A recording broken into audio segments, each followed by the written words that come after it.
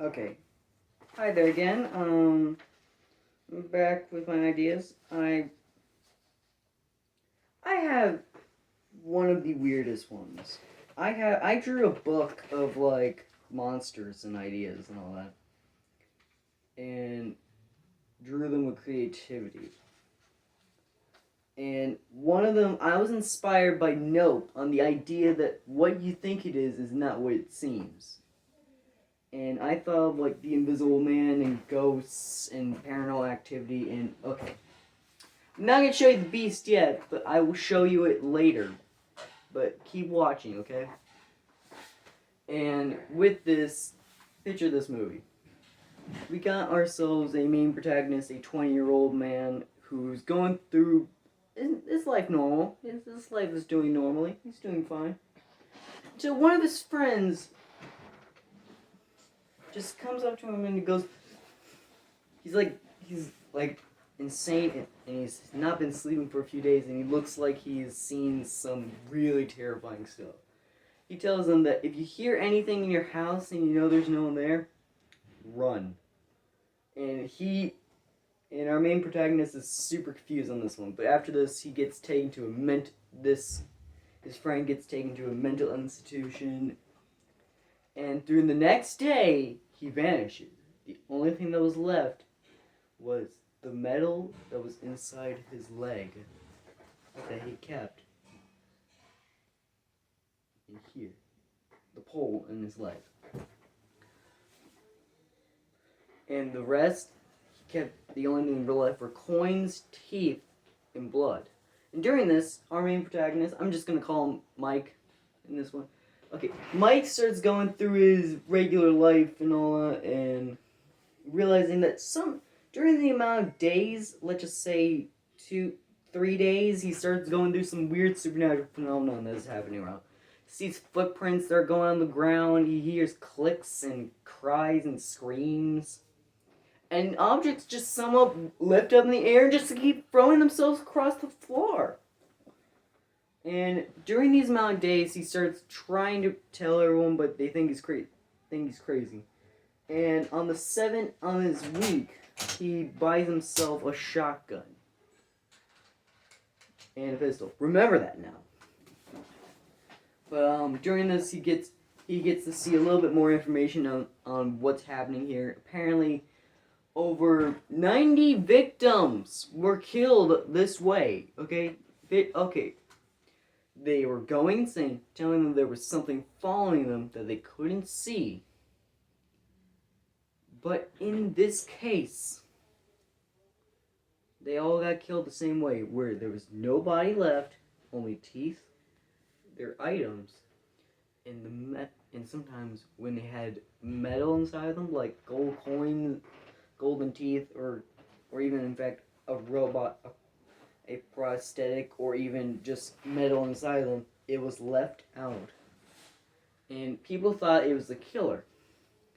And on the 13th day, police are going up to him and we realize that the police are trying to hide something as well in this film.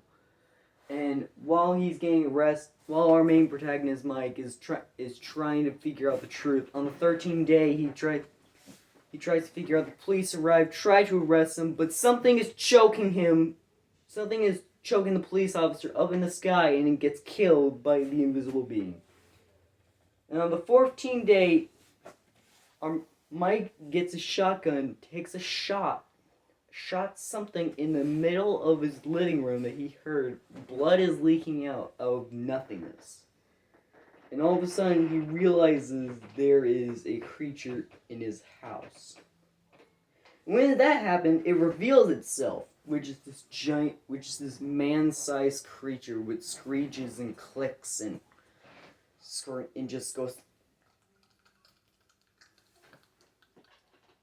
And it just starts clicking and screeching and calling, and he starts running towards the room. It runs fast, and it breaks through the door.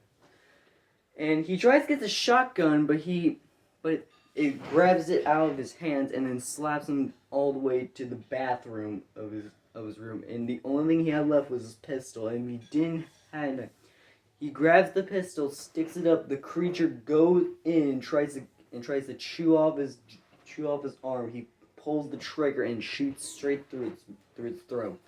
The body of this giant creature crumbles onto the ground, screeching, whimpering, and crying until it dies.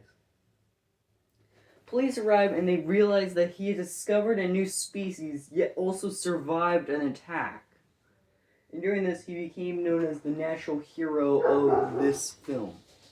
Okay, what he encountered was the Visibles, or the Clickers, which are these 5.8 feet tall creatures with incredibly different or weird features. Not only that, their footprints look exactly like shoe prints, to the point that it matches perfectly. Their jaws can extend enough to swallow a man whole, and their mouth and their face kind of looks like the classic smiley face. Cheeks are the cheeks that you see on there are actually the eyeballs. The teeth extend to the widest smile, and the nose is basically the eye points that you see the lines. They're as pale white as ever, to the point that you can actually see through their skin. But that does not mean you can just shoot through and you're expecting it to shoot through the flesh. This creature has the strongest muscles in this world, and it can control all of its muscles. I forgot about this, but in the middle of the 13th day, this creature eats someone, and then we hear them inside the creature, and we get a good shot of seeing through its chest, and it sees that it starts expanding. It incredibly crushes. And what comes out is it just opens up its jaw and just a bunch of objects and coins and metal just leaves the body. And that's how it kind of works. But not only that, this creature will follow its prey for 14 days.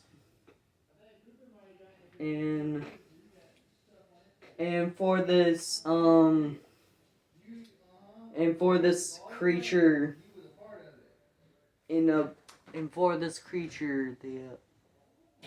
hold up.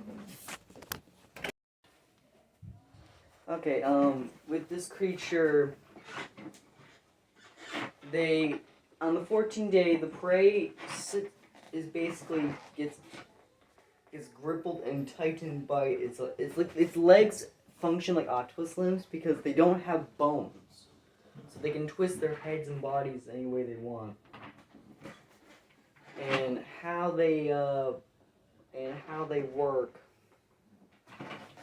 by how they work as a species is that they use their legs to act like an octopus and grip onto their prey, and then use their heads. They have frills that activate that cause. I follow by the Mesmer rule, where these frills can hypnotize people, and they can camouflage. Their skin can change colors within the outside of them and in the inside of their throat. But their muscles are so strong to the point that they can crush a person's fingers by only using 10% of their strength. And they're enough to lift cars up in the air with ease. Known to bend doors, they're even known to be that. But they're not incredible. They're not smart as dolphins. They're more curious creatures than they are with smart ones. In all reality, they act more like something a bit different than the regular species. And the only way if you want to do a survival situation here, I'm going to tell you the truth. They also use vocal cords of their victims to mimic their voices. Yet, in all reality, they cannot communicate full English. It's like they're trying to say something, but it's in gibberish. So they could be like, it's not. And you'll be confused, but it's gonna sound like something in the background because it's trying to get you to get here a little closer. They don't do it in front of you, they just kind of wait for something to come through. They also follow animal rules, but the only way to kill these things is to put a gun into their throat, because their throat is sensitive to the point they get stabbed through their nervous system, which causes them to like die off. You can't shoot them from the outside. Like bullets can go through the skin, but they won't go through the muscle from it. And so it's strong. It's like a glass can where it's strong on the outside, but a small amount of damage on the inside could kill this thing. And that's how it's gonna work. And that is that this creature followed by those. And also, if you're wondering what the main prey of these creatures would be pretty simple. They would be dogs, cats, a small amount of wildlife, birds, people. And people is their main prey is this species, but they can also go for a male cow. They can actually swallow a cow whole. That will last them a few months of like hibernation and all that. But this species, it has a weird life cycle that I was inspired by Exorcism and Possession, where the females, when they fight, I'm following this, but like basically, in this version, how their species work, it's the females that fight for the males here. It's the opposite of what we think of. It's weird. Also, I gotta tell you, these things are giant insects, so the eyes they're meant to represent the cheeks are compound eyes. They're like 3 of them on each side and all that. And with this, when the females have eggs, they would inject it into a human victim, and they would wait. And during this, the larva inside would try to feed on flesh. They only eat flesh. They are a carnivorous species. And so the human starts acting crazy, psychotic, and demonic of somewhat, causing the reference to exorcisms and how people act extremely crazy with twitching. But not only this, the larva can be able to control the muscles in the body with ease, to the point that it can crack bones by breaking them and then putting them back together, and it will work the same way even if it's broken. Because the muscles hold the bones together.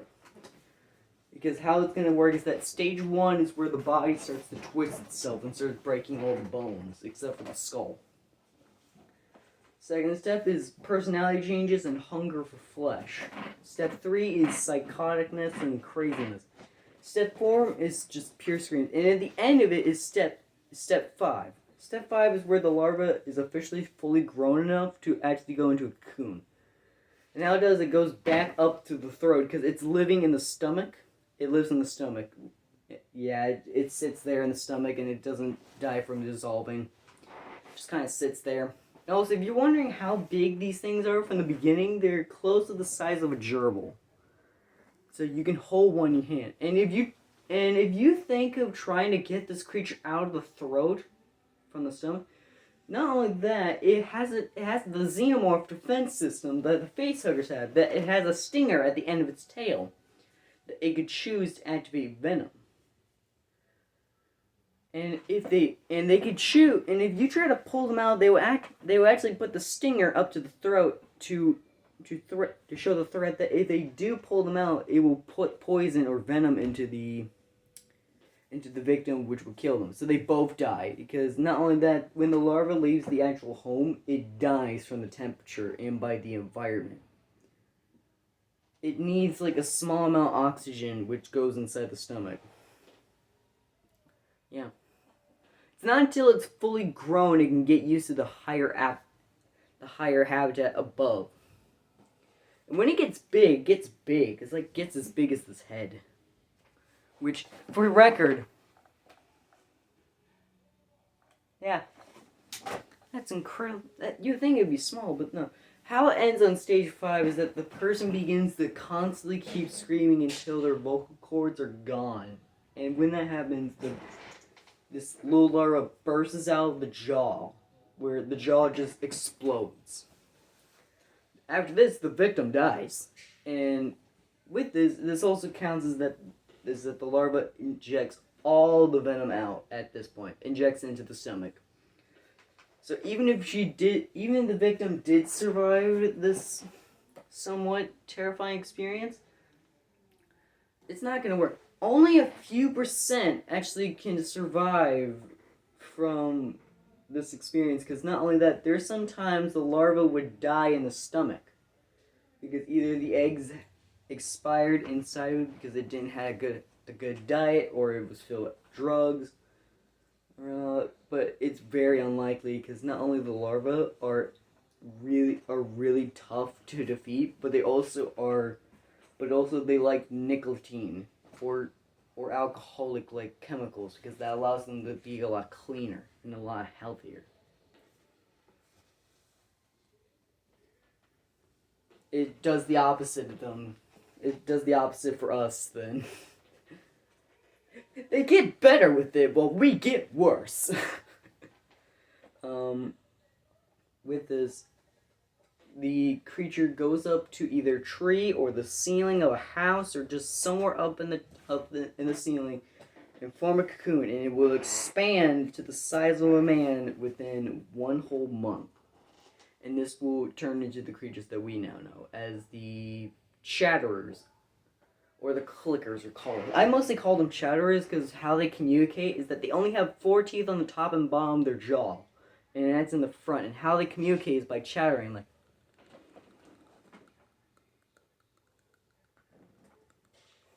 like that. And they will communicate by chattering, because those teeth are not used for digestion. They don't even have teeth in the back of their jaw. They only have teeth in the front, and that's only used for communication.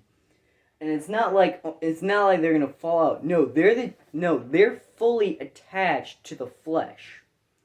Because since these are technically insects, they follow by a weird bone system. They don't have bones, but they have something close to it, where it follows by those rules, and so they're fused together. But anyway, this is taking too long.